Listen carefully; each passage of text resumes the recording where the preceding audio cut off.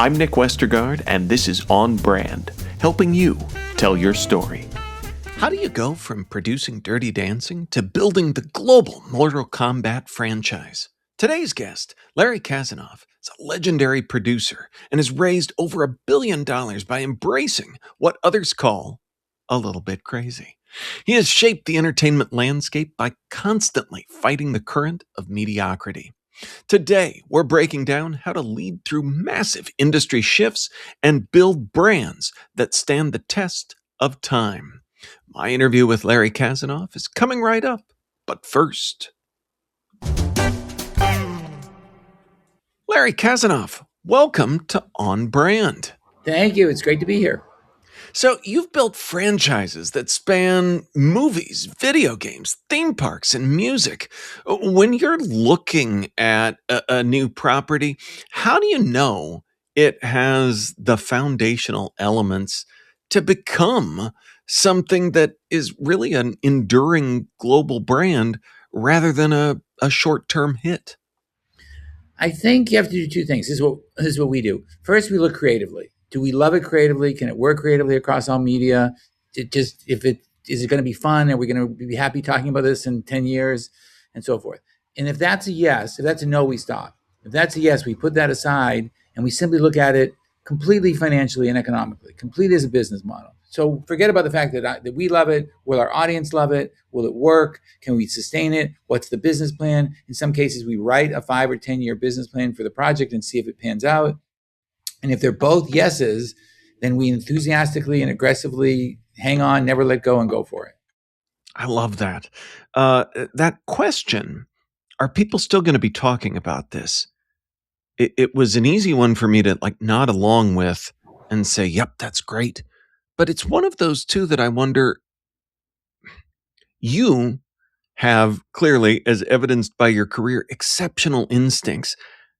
How do the rest of us answer that question? Or what have you learned that helps you know the answer to that question? I think the thing that you have to look at it when trying to build a brand is you have to understand the essence of your brand. And that's not just a buzzword. So in other words, when I first decided to do Mortal Kombat, no video game adaptation had ever worked. And everyone told me my career would be over. But I promised the CEO of the video game, of the company that owned Mortal Kombat at the time, that if he let me make it into a movie, I promised him I would make it a movie, a TV show, music, live theater, everything. If as an aside, by the way, he set up, piece of crap video game. He didn't even believe in it in that sense. But my secret was I didn't think I was making a movie from a video game. I thought I was making a movie from the essence of what made that video game great. So the top of the intellectual property pyramid was not a video game in my mind. The video game was one rung down. The top was the essence. I view and still view the essence of Mortal Kombat to be empowerment. Martial arts allows you to not be the biggest kid on the block, but if you do the right thing, you can win. And the game is exceptional at that. When I was deciding whether or not to make it, I was at an arcade. Arcade, if your listeners don't know, are a place that used to go with machines that you put a quarter in and play the game. Anyway, so a little kid slaps a quarter down on the machine and looks up at me and says, I challenge you to Mortal Kombat. And then he beats the hell out of me. And the game makes you feel really good when you win. Sub-Zero wins, you lose. And he walked away feeling 10 feet tall. So that to me is empowerment. So I thought if you take the theme of empowerment, I can spread that across all media. If you take a video game adaptation, you're limited. So that's it. You got to know the essence of your brand. What is the essence of your brand? What does the audience love about your brand? What are you doing with it? And that's the most important thing. Well, and I think there's a lot of lessons there that you can take even beyond entertainment too, because it's easy, like you said, to focus too much on the video game instead of the essence. And I think sometimes we have kind of blinders that we force on ourselves and end up with kind of a toxic tunnel vision that keeps us from seeing what that bigger picture, that, like you said, that top of that pyramid is as well. And as you were listing all of that off, I feel like, hasn't Mortal Kombat, it did become all of those things you listed off there. So a question, can that ever be taken too far? Does it not stretch into certain domains? Yeah, sure. I mean, the hardest thing, it's funny, if you get lucky enough to have one of these, rides, is saying no, because everyone starts offering you things. and you don't want to dilute the brand. So on projects like Terminator 2 and Mortal Kombat, we really spent a lot of time making sure, okay, I don't care if it's chewing gum, we're going to make sure it looks great, it is great, and any experience the audience has with any extension of the brand is happy and satisfying and gives them what they want. And so you have to say no a lot, and you have to be really difficult about it. But yeah, you can totally go too far. I mean, there are lots of examples of, not necessarily movie brands that have just gone too far and played out the brand. Well, Terminator 2 is a great example, and it for me, I feel like is a foundational big summer movie from my youth, and it was everywhere. And I remember the sunglasses. That was the Okay, there you the the big thing go. for guys my age. So in your book, A Touch of Madness, you talk about fighting the current of mediocrity and embracing bold risks. I feel like the essence of your brand is really one of embracing those bold risks.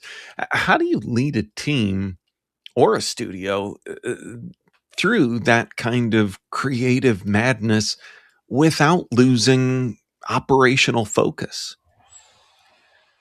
That's a really good question. I mean, I believe in what you call what I call a touch of the madness. That you have to embrace the madness, especially if you're in a creative industry, because the audience wants the new and the different.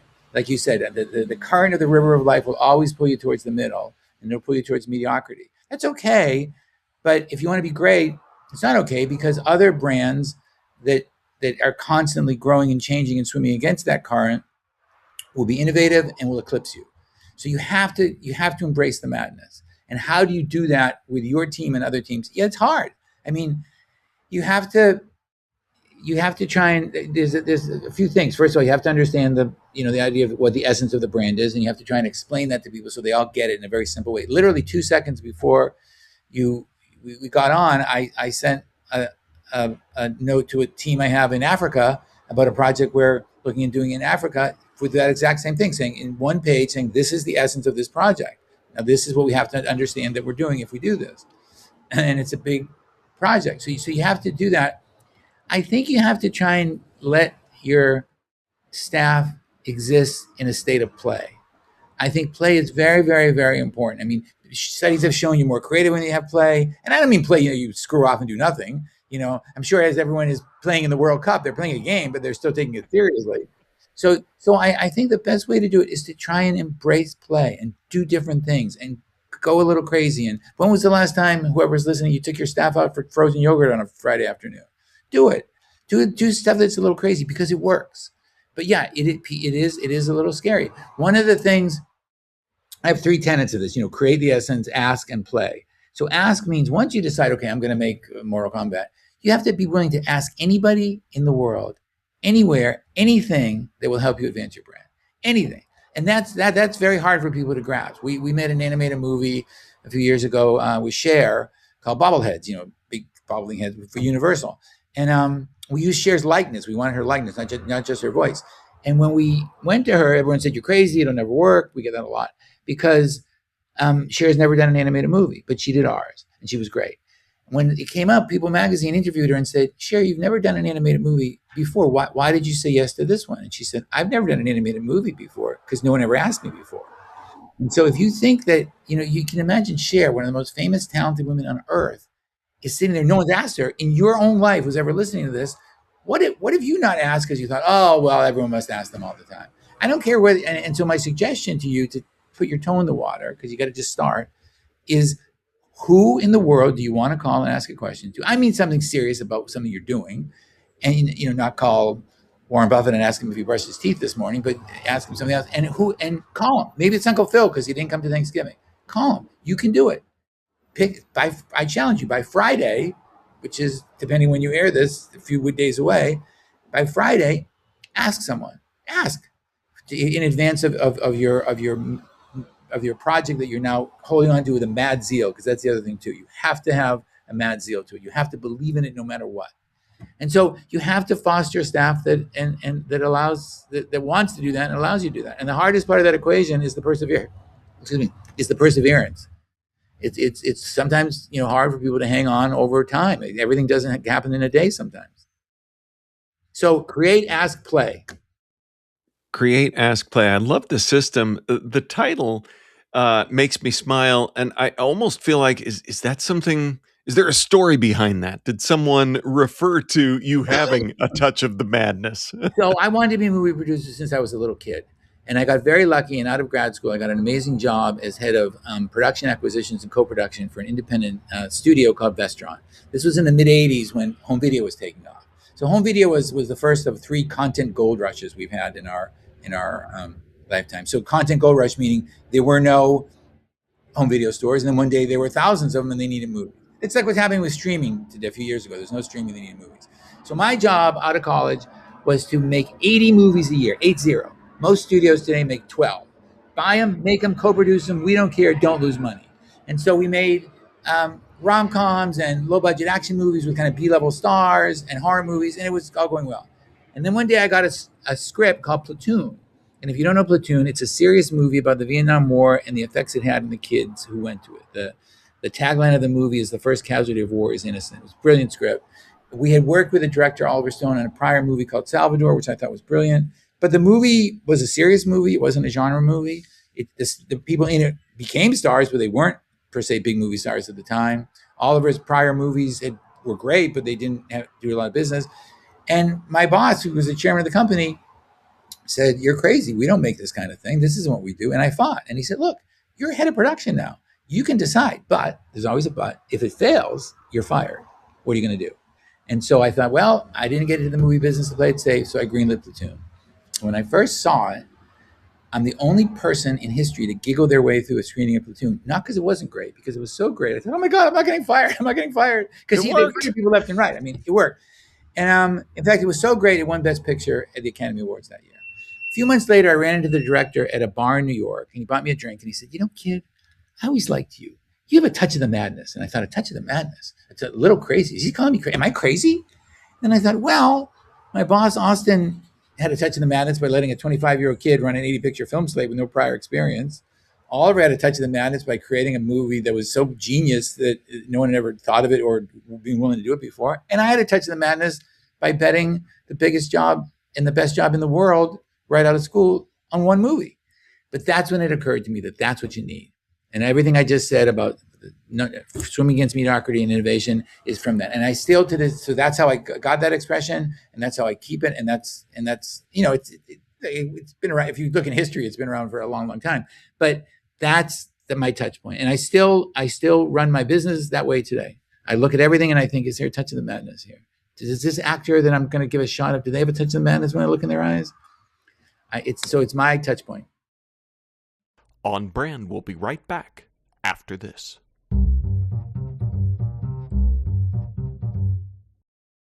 Now, back to the show.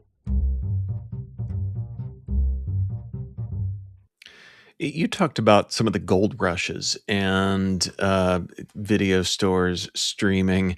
You've been at the forefront of several major tech shifts in entertainment, from video stores, Terminator 2 days, to your latest animation venture.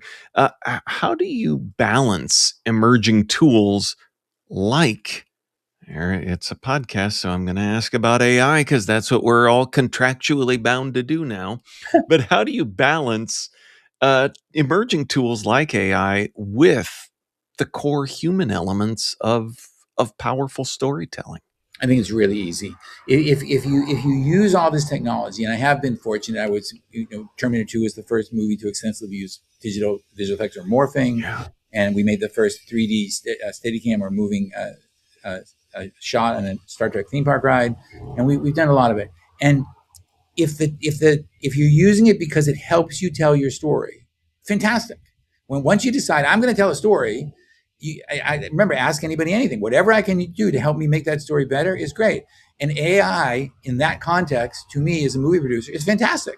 The same way that an assembly line must have been fantastic when they started making cars, because it'll simply allow you to make more visual effects better, faster, and cheaper, which will allow you to make more movies, which ultimately will employ more people. So it's not going to, but I'm not, but if you jump on the bandwagon and say, oh, we better do something with AI because everyone is, you're going to fail. If you say, listen, I have some movies that I developed the scripts for a few years ago, but they're just so expensive. We couldn't figure out how to make them. Now we can make them. Fantastic. We're not replacing people. We're not replacing directors. We're not replacing actors. But if you look at the technology or whatever it is and say, is it helping me tell my story in the service of my story for the audience? Will this make it better? Then you do it. And if not, then you don't. Yeah, yeah. It's just, again, I would assume this is one of those gold rushes right now that we're within, or No, the streaming. So the three in our lifetime, or my lifetime, is first was cable TV, and there was one day when I was a little kid, there were three three, and then networks, and that was it. Then there were 500. The second is home video, as we talked about, and the third is streaming. AI is a technology. It's not a gold rush. It's a technology that I believe, will allow you to make certain things in your movie better, faster, and cheaper. It's not going to. The actors aren't going anyplace. They're wonderfully unique, and storytelling isn't going anyplace. Every time one of these things comes in, every time, whether it's in my lifetime or before, the cry of, oh my God, movie business is over, always happens. They thought television was going to replace movies. They thought home video was going to replace movies. They thought it doesn't happen. so you talked earlier about play in your book, A Touch of the Madness, and it I feel like when it comes to business types, don't know what to do with play. We acknowledge that it's important, but often we just end up with buying a ping pong table for the break room. And when you look at creative organizations, you've worked with some, talked about Oliver Stone, but with Terminator 2, creative leaders like James Cameron. What have you observed in their leadership styles that you've used in that have been helpful to you in high stakes creative environments? Well, I think everyone has their own style, and whoever's listening has to develop yours, and I'm constantly developing mine. I think, though, that a lot of the people you just mentioned have in common what I would call a touch of the madness zeal, a mad zeal to make the best. They want to make the best. When we wanted to make a music video for Terminator 2, which was not in the original plan, um, we asked Arnold if he'd do it. He was not contractually obligated, and he said, "Sure, I'll do it if you get me the best band in the world." And I said, "Who's the best band in the world?" He called his brother-in-law, who's in the music business, and said, and said, "Guns N' Roses." And Guns N' Roses was the best band in the world. And I said, "No problem, of course, I can get Guns N' Roses." I didn't know Guns N' Roses. I had no idea what but we got it. But again, if it's the best, I'll do it. And what I've observed from a lot of people at that level in the movie business is that's it. If I'm going to get this shot, I don't care what I have to do to get it. It's going to help the movie. I don't care if it's a teeny little shot.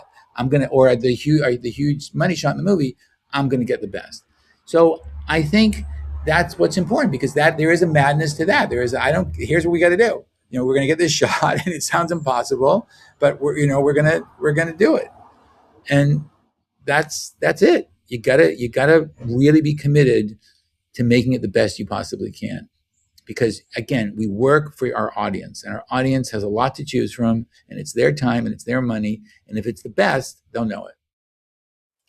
Well, and when you talk about that, it kind of makes me think of where we were earlier talking about mediocrity. And I think another thing when it comes to leadership is risk taking, and especially creative risks I don't know if it's that there's, 12 movies instead of the 80, but it seems like risk is punished and is scary for many. So how can you grapple with the reality of risk, but also know when it's time to jump? Yeah, I call that a touch of the madness versus a ton of the madness. I mean, sometimes it is just too much, and knowing that line is a hard one. I mean, Yeah. sometimes you don't always in shows like this we tend to just gloss over everything that didn't work and just talk about everything that worked, but everything doesn't work. But that's part of the game. Listen, if you like American baseball and you follow it, and a batter bats a 300, meaning 3 out of 10 he hits and 7 out of 10 he fails, that's he's a superstar. If you look at a boxer, and the boxer is the best, Floyd Mayweather never lost a fight. In every fight, he gets hit hundreds of times and he wins. You have to be used to that. You can't do these jobs. And I don't just mean just movies. I mean any brand without it. You can do other jobs and it's fine, but you can't do these jobs without that acceptance of uncertainty and risk. And that is challenging. I'm not downplaying it, especially, if someone has a family and works in a big company and the big company has a stock price. I totally get it. A lot of what I do is trying to convince people like that it's worth the risk. But if you look at the movie business and other businesses, you find that the new and the different often works. So then it would argue, well, it's really not that risky. And what's risky is to think, how are we going to make the same movie or product that's been made 15 times before in the last 3 years and claim difference? That to me is riskier than taking a new shot. So you told the story earlier of the risk with Platoon and paying it off and smiling through Platoon. In the spirit of that question, is there a risk that, in hindsight, you wouldn't take again? I don't love Monday morning Yeah. quarterback my movies because you could always look at a movie later and say, well, I did X, Y, and Z. But in some cases, in the pursuit of movies, I've gone a little crazy. I once, in pursuit of an action movie we were developing, I got clearance to fly to and land on and spend a night on a U.S. aircraft carrier. I mean, that was an incredible experience, but honestly, it was scary as hell. And I had no idea it was going to be so scary. And would I do it again? Yeah. Well, no. I mean, I wouldn't do it again. I would do it once, because what I learned was unexpected. What I learned was you. I don't care what your politics are. If you don't feel a sense of pride by watching that aircraft carrier for 36 hours, which I did, you've got ice in your veins. And so the amount of from the lowest guy in the ranking to the admiral, they're incredible people doing an incredible job. And so I would do it again because I learned something new and different, which is another thing, by the way, too, is sometimes in the pursuit of one thing, you meet another. I mean, I read a book years ago by a Zen Buddhist monk named Thich Nhat Hanh, and which I thought was great. And I thought, I'll call him. Didn't know him, because maybe he can help me be inspiration for a character in Mortal Kombat. So what did I do with this peace-loving, beautiful monk? I call him up about Mortal Kombat. But anyway, I went and met him, and after a few hours with him, I felt like I'd been on vacation for like 3 weeks. And I said, well, what is this? What's your secret? And he said, no secret, practice. We actually became good friends. I did a documentary on him. He came to speak here a few times. But that's not what I set out to do. But the journey took me there. So there's very few things I don't think I would not do again. Sometimes in little things I've gone a little too far. But I do ask myself that question. And you try and make sure no one's going to get hurt and all things like that. But you got to embrace this. Would I not go to the aircraft carrier if I knew then what I knew now? No, I would have gone. But I wouldn't try to go twice. I really like that distinction, because as you rightfully, thought, oh, Monday morning quarterbacking, that's not always the best headspace to be in. But I like that distinction of I wouldn't do it twice. So, Yeah. Yeah. because I would totally be someone to sign up for, yes, I would love to do that. And then it would end up horrifying, which it sounds like. Right. Perhaps it was.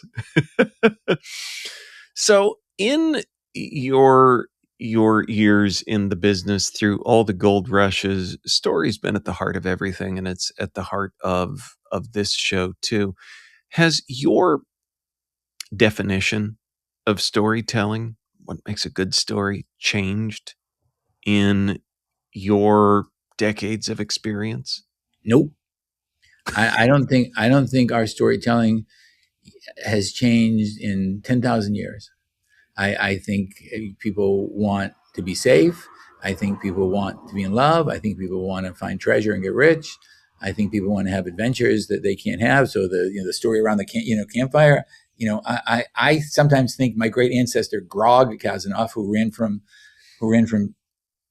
cave to cave in the early days, telling stories by the fire. When one day, all of a sudden he ran telling stories, and then they invented fire. That was his technological invention. Oh my God! Now I can tell stories and I use shadow puppets. This is fantastic technology. No, I think it's virtually the same. And if you read, I mean, look at, again, religion aside or politics aside, look at the Bible. I mean, those Yeah. stories, whether true Yes. or not, whatever you believe, have endured for thousands of years. I mean, we know this now. I mean, through the Dead Sea Scrolls, we know that the Bible is at least accurate to 2,000 years ago. That it still endures. I mean, enormously. So no, I think the basic tenets of storytelling have not changed a bit because human nature hasn't changed a bit. We have not our stuff has changed, but we haven't changed. Our instincts haven't changed. Human beings, 10,000 years is a drop in the bucket. So no, I don't think storytelling has changed a bit. The methods by which we have it, like when Grog got fire, that was new, and when we got digital effects, that was new. But again, it works when you use it to tell a story. That's what I've been saying. Yeah. Yeah. Well, I have to ask, when people hear your bio and hear Platoon, Dirty Dancing, Terminator 2, things like that, what quote are you most getting from the people that learn who you are and what you've worked on? Is it "I'll be back"? Is it "Not putting baby in the corner"? Oh, I see. We get a lot of Mortal Kombat quotes, excellent, flawless victory. We get a lot of stuff like that. But I'm really interested, I'm very interested in getting feedback. So if people are nice enough to say something nice about one of my movies or something, I always ask them, what did you like? What did it do for you? What did it mean for you? I find that getting that kind of one-on-one audience feedback is great. I mean, I go to the movies, I go to movie theaters when my movies open, and I just find a group of people and say, hey, how'd you like the movie? And I'm just always trying to do that. And the insights you get are really spectacular. That's great. And another bit of actionable advice. Larry, it is now my turn to get to ask you for a brand that has made you smile recently. Okay. So I like to draw. I'm not very good at it, but I really like it. And I like to draw with pastels. And there's a brand of pastels called Sennelier, which is a French brand, which has been around for a long, long time. And last time I was in Paris, I was wandering around. I actually saw the Sennelier store. I said, oh my God, the store. And I went in, and Mr. Sennelier, I think he's a descendant, I think they've been around for a long time, was there. So whenever I see, which I have out on my work table behind me, whenever I see my Sennelier pastels, for some reason, it makes me smile. And then I think, oh, I got to go back to the store, or any really great kind of pastels, but I only use Sennelier. That makes me smile. I love it. And a very personal brand with a connection as well. Where can folks go to learn more about who you are and what you do? LarryKasanoff.com, touchofthemadness.com, or my company, thresholdentertainment.com. Awesome. Well, we will link up to all of that in our show notes, which folks can always find at onbrandpodcast.com. Larry Kasanoff, thanks for being on brand with us. Thanks for having me. On Brand is part of the Marketing Podcast Network. If you like what you're hearing, if we've made you smile, you can always listen free on Spotify, Apple Podcasts, or whatever your favorite platform may be. And please take a moment and rate and review the podcast to help others find the show. Until next week, I'm Nick Westergaard, and I'll see you on the internet.